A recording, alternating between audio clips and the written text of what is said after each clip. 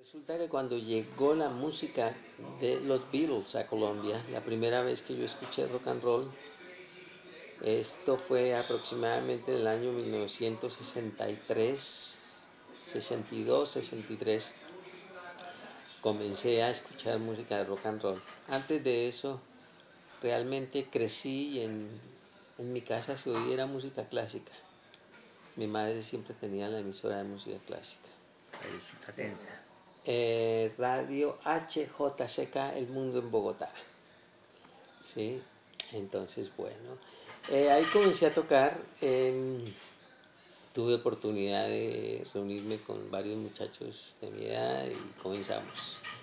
Entonces podría decir que fui uno de los que participó, fuimos los pioneros del rock and roll en Colombia. Toqué con los Flippers, trabajábamos en el Club del Clan con Oscar Golden, que en paz descanse, Harold, Vicky, Claudia de Colombia.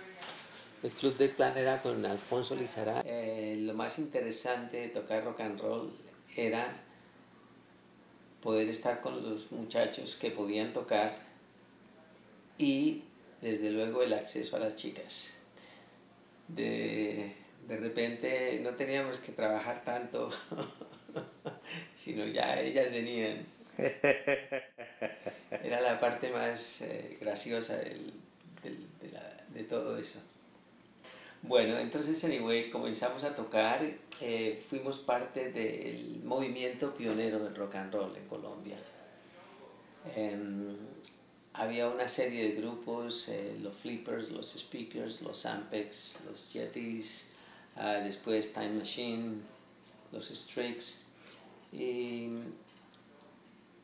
tocábamos en diferentes discotecas en Bogotá. Tocábamos en La Bomba en la 60. En realidad la primera bomba fue en el Centro Comercial Antonio Nariño, en una feria exposición que hubo en Bogotá. Y ahí tocamos. Entonces después ya se abrió la discoteca La Bomba en la 60 en Bogotá, entre la carrera séptima y la 13. Y ahí era el sitio de reunión. A la vuelta estaba tocando un grupo y tocábamos la misma canción, tocábamos blues de tal manera que un grupo comenzaba a tocar y el otro seguía tocando y no se interrumpía nunca la música. Tocábamos Black is Black, tocábamos La Casa del Sol Naciente. La Casa del Sol Naciente. Tocábamos La Bamba, tocábamos Lupita, tocábamos canciones de The Rolling Stones, tocábamos Satisfaction, I Can't Get No Satisfaction. Después ya comenzamos a tocar otras canciones de los Hollies, de los Animals, David Clark Five, todos esos grupos ingleses más que todo. Fue un movimiento muy interesante porque cambió la visión musical.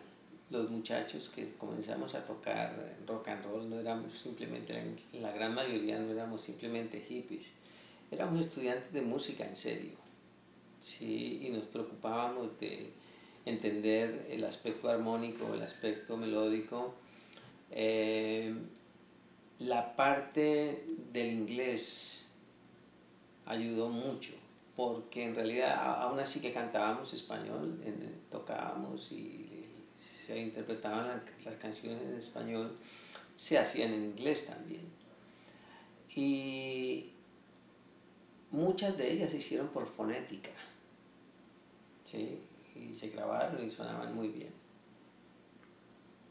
Nosotros agarrábamos esas canciones y las tocábamos en las discotecas, y cuando grabábamos, la compañía de discos se encargaba de todo. Nosotros íbamos y tocábamos, obviamente no teníamos la más mínima idea del negocio de la música, cómo funcionaba el publishing, cómo funcionaban los derechos de autor, nada de eso. Hasta el punto en que las canciones originales que hacíamos, los dueños de la propiedad intelectual eran las compañías de discos, Codiscos y Sonolux y todas esas compañías de Colombia. sello Vergara. Vine a Nueva York con la intención de estudiar música y después regresar a Colombia. Pero en realidad terminé quedándome acá. Vine a estudiar acá, apliqué en la Juilliard y en la Manhattan School of Music. Me aceptaron en las dos, pero no pude ir a Juilliard porque el costo era altísimo. Entonces estudié y también estudié en particular, me puse a estudiar armonía, armonía jazzística y armonía contemporánea, lo cual me ayudó muchísimo. Bueno, tuve una gran bendición.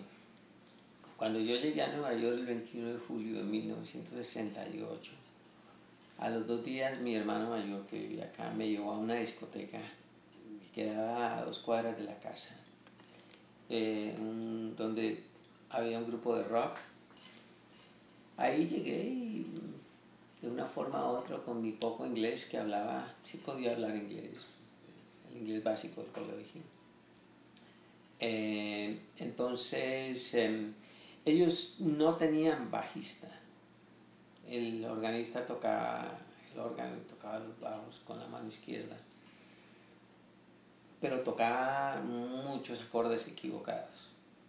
Anyway, mi hermano me presentó, fue y habló con los músicos, les dijo, mire, este es mi hermano, este es músico, este acaba de llegar de Colombia, y en fin, hubo una empatía con los muchachos. Me invitaron a tocar a un ensayo de ellos el miércoles, venga y toca y miramos a ver cómo suena.